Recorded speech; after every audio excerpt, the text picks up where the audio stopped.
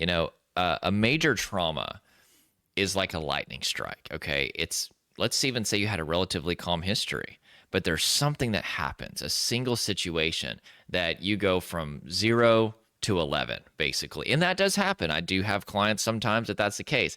But most of the clients that I work with, okay, they've had a pretty stressful and painful history, disproportionately more than the average person. And what's happened is, not always going back to childhood, but for a long time at least, they've had stress that's been building up. Maybe they were in a very stressful environment. Maybe it's a situation like this where they're just really pushing themselves too much, and it all builds up, builds up, builds up. And yeah, there's a tipping point.